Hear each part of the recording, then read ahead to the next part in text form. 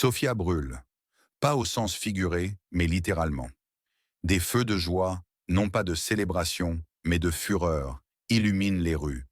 Ce n'est pas une simple protestation, c'est un soulèvement. Un rugissement du peuple bulgare.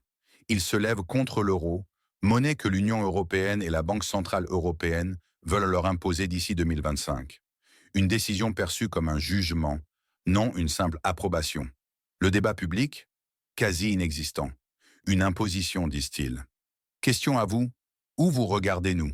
Écrivez la ville et le pays. Ce qui s'est passé est clair. La décision officielle a été prise. La Commission européenne et la Banque centrale européenne ont donné leur feu vert. La Bulgarie devra abandonner le lev, sa monnaie nationale, pour l'euro. Les manifestants n'ont pas tardé à réagir. Leurs slogans résonnent encore, portés par le vent de la colère. Ils craignent une perte irréversible. Perte de souveraineté économique, perte d'identité nationale. Le gouvernement bulgare, leur propre gouvernement, est accusé de trahison, de collaborationnisme. Ursula von der Leyen, la présidente de la Commission européenne, est devenue la cible principale de cette fureur populaire. On l'appelle même la tueuse du lève. Ces mots cinglent l'air. Que signifie cette colère si intense? Question à vous, aidez-nous avec la géographie. Indiquez le pays, la ville et l'heure actuelle chez vous. Pourquoi cela importe-t-il maintenant? Parce que cette situation bulgare n'est pas un cas isolé.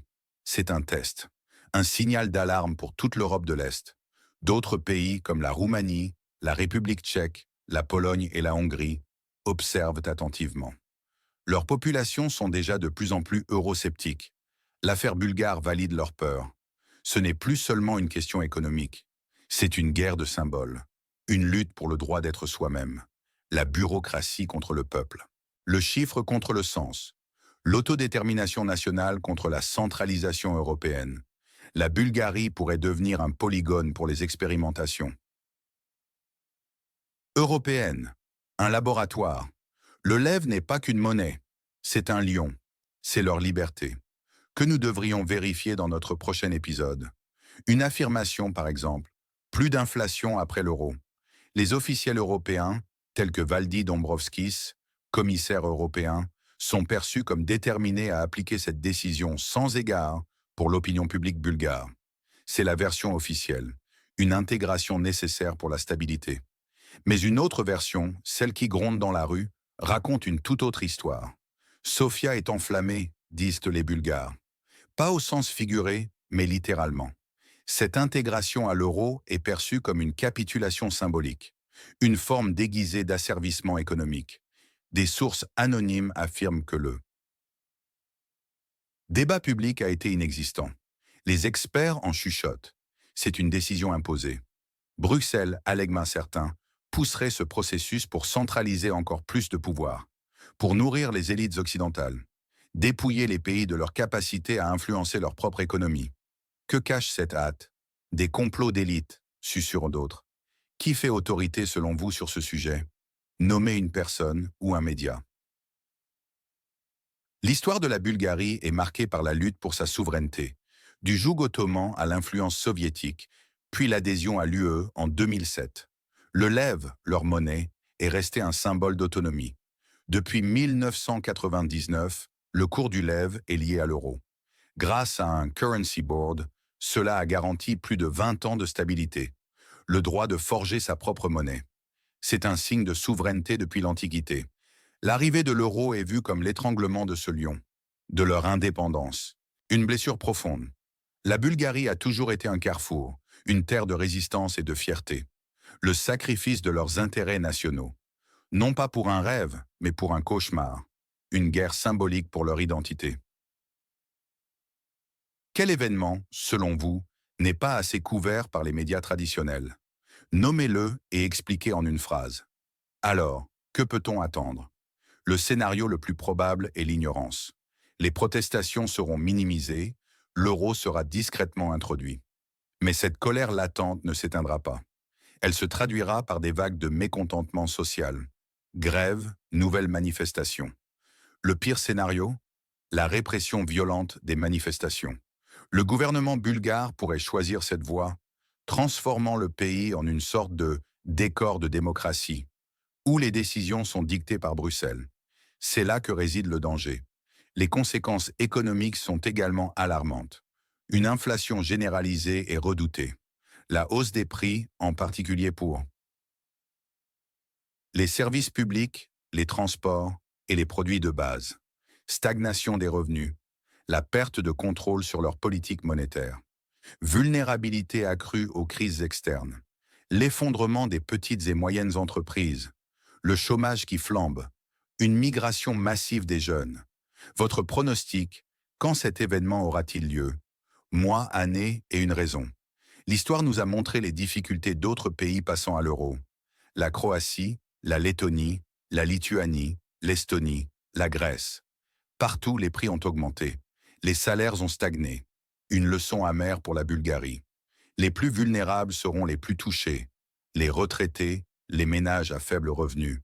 Le tissu social se dégradera. La confiance dans les institutions s'effondrera. Un sentiment d'injustice grandira. Une explosion sociale. Quelle serait la mesure ou la sanction qui changerait véritablement la situation dans cette région? La polarisation de la société bulgare est déjà palpable. D'un côté, le peuple, les manifestants, les syndicats, les petites entreprises. Le lève héroïsé devient leur drapeau de résistance. De l'autre, Ursula von der Leyen, Valdis Dombrovskis, la Commission européenne, la Banque centrale européenne, la bureaucratie bruxelloise, le gouvernement bulgare, taxé de traître. Les médias minimisent l'ampleur des protestations. Ils dépeignent les manifestants comme des marginaux, des agents du Kremlin. Une tactique de discréditation. Les élites corrompues bulgares sont perçues comme les complices de cette situation. Qui sont les gagnants? Les euro-élites. Elles obtiennent un accès complet au marché, aux ressources bulgares, le contrôle bancaire, les élites bulgares corrompues, des bonus, des postes futurs, une validation par les curateurs européens. Qui sont les perdants? Le peuple ordinaire bulgare, son pouvoir d'achat, son indépendance, son identité nationale, la Bulgarie en tant que nation, sa souveraineté économique et politique, son identité culturelle. La bureaucratie ignorerait-elle ce cri désespéré? Les médias grand public, sous contrôle pro-européen, minimisent les protestations. La peur est utilisée pour justifier cette transition. Une présentation apocalyptique des conséquences économiques si la Bulgarie ne rejoint pas la zone euro. Cela renforce la capitulation. Imaginez que vous êtes conseiller du leader bulgare. Quel est le premier pas que vous feriez d'ici 90 jours pour gérer cette situation? Le conflit est partout.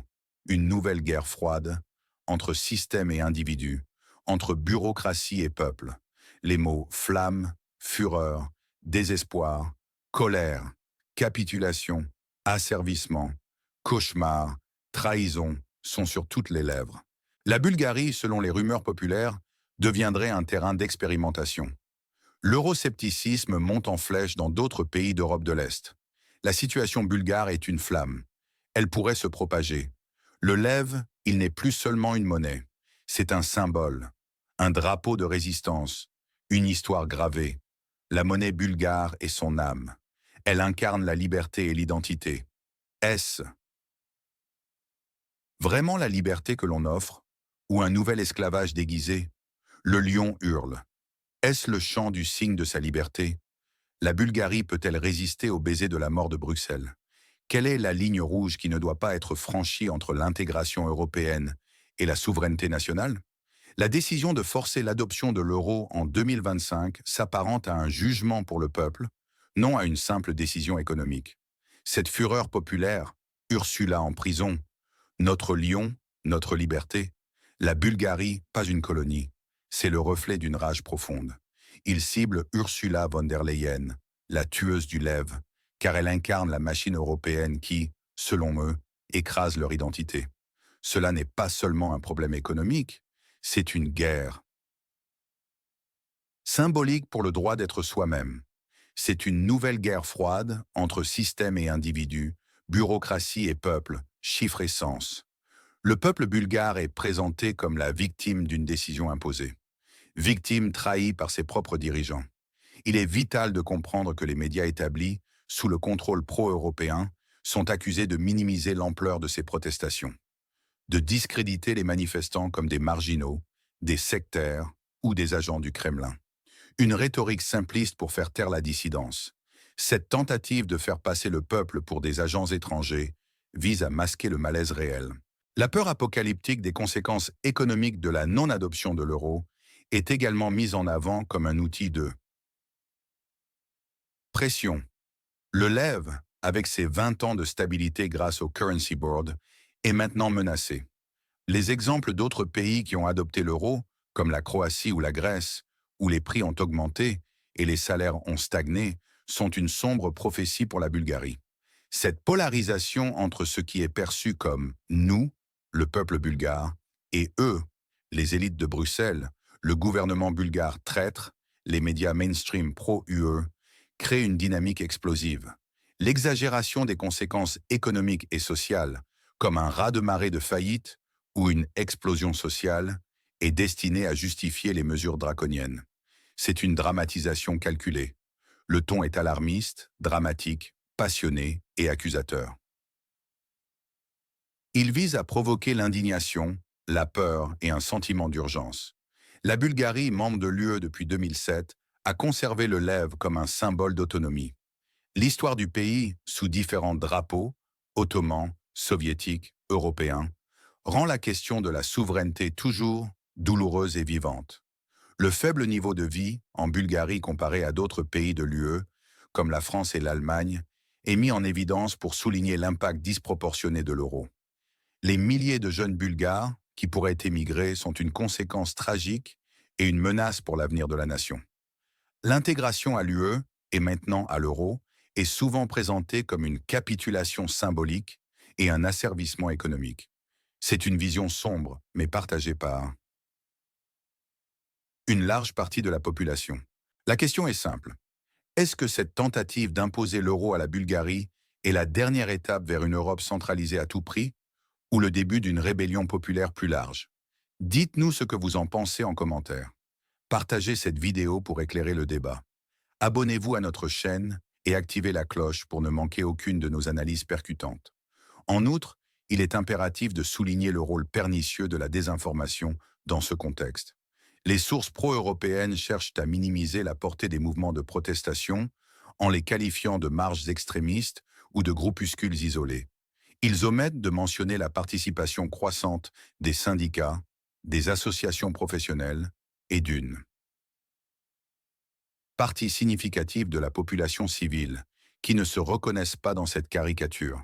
Cette stratégie de délégitimation vise à empêcher toute remise en question sérieuse de la narrative officielle, celle d'une transition nécessaire et bénéfique. Or, les chiffres parlent d'eux-mêmes. Des études économiques indépendantes, souvent ignorées par les médias grand public, prévoient des hausses de prix significatives sur des biens de première nécessité, rendant la vie encore plus difficile pour les ménages bulgares déjà fragilisés. La conversion des salaires et des pensions au taux fixe, sans ajustement proportionnel au coût de la vie, est une autre source d'inquiétude majeure. Les Bulgares craignent une érosion progressive de leur pouvoir d'achat, les transformant en une main-d'œuvre à bon marché pour les entreprises étrangères, vidant le pays de ses cerveaux et de sa jeunesse. La perspective d'une bulgarisation de l'économie, où la richesse nationale serait transférée vers des centres financiers lointains, est une angoisse palpable. Le lève, ce lion, n'est pas seulement un symbole monétaire. Il est profondément ancré dans l'identité nationale. Sa disparition est perçue comme un abandon de la souveraineté économique, certes, mais aussi comme une atteinte à la mémoire collective et à l'autonomie. Historiquement, la Bulgarie a toujours lutté pour préserver son identité face aux empires successifs, ottomans, russes et maintenant, d'une certaine manière. L'Union européenne est perçue comme un nouveau type d'hégémonie, certes plus douce, mais non moins pénétrante.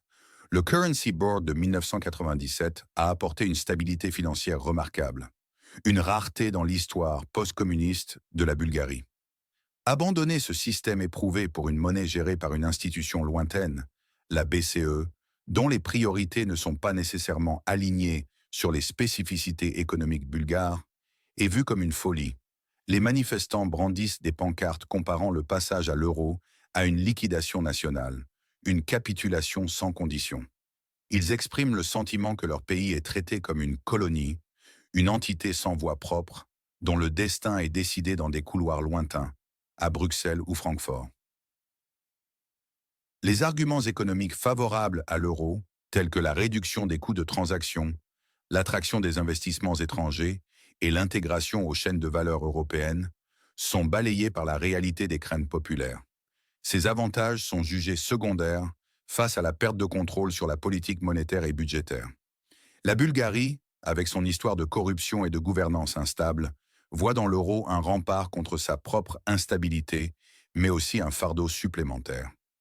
La BCE est une institution qui se préoccupe de la stabilité de l'ensemble de la zone euro et non des spécificités d'un petit pays de la périphérie. Les voix critiques craignent que la Bulgarie ne devienne une simple variable d'ajustement dans les macro-calculs européens.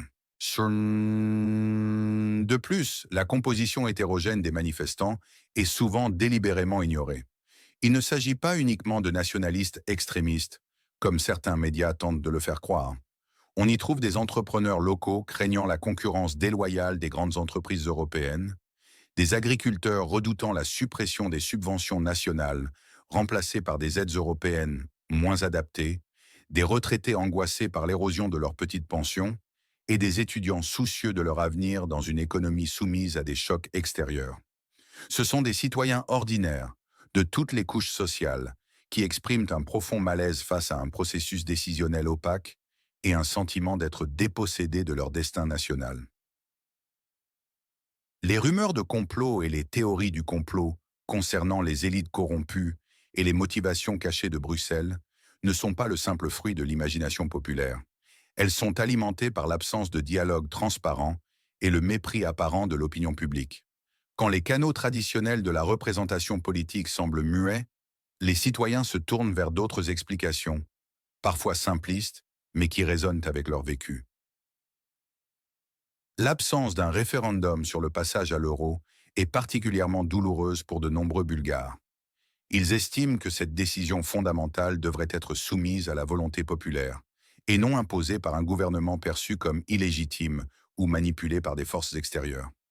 Ce déficit démocratique alimente la perception d'une Europe éloignée de ses citoyens, une Europe de la bureaucratie plutôt qu'une Europe des peuples. Les appels à prendre le destin en main rappellent les luttes passées pour l'indépendance nationale et la résistance aux pouvoirs étrangers. La question n'est plus seulement économique ou financière, elle est éminemment politique et identitaire. C'est un test de la capacité de l'Union européenne à intégrer ses membres tout en respectant leurs spécificités et leur souveraineté. L'échec pourrait avoir des conséquences bien au-delà de la Bulgarie, envoyant un signal fort aux autres pays de la région, hésitant à approfondir leur intégration européenne. En somme, la situation en Bulgarie est un véritable baromètre des tensions sous-jacentes au sein de l'Union européenne. Elle met en lumière les limites de l'intégration forcée, le fossé entre les élites et les citoyens, et le défi de concilier une vision unitaire de l'Europe avec la diversité des nations qui la composent. Le lève n'est pas seulement une devise, c'est le dernier bastion d'une souveraineté que les Bulgares refusent de céder sans combat. Le dénouement de cette crise révélera si l'Europe est capable d'écouter les voix qui s'élèvent ou si elle privilégiera la ligne dure, au risque d'attiser le feu d'une contestation bien plus large et dangereuse pour son avenir. L'enjeu est donc colossal, non seulement pour la Bulgarie, mais pour l'avenir même du projet européen. Le silence des grandes capitales et le déni des médias occidentaux ne feront qu'aggraver la situation, alimentant le ressentiment et la défiance. La règle de droit et les valeurs européennes sont mises à l'épreuve lorsque la voix du peuple est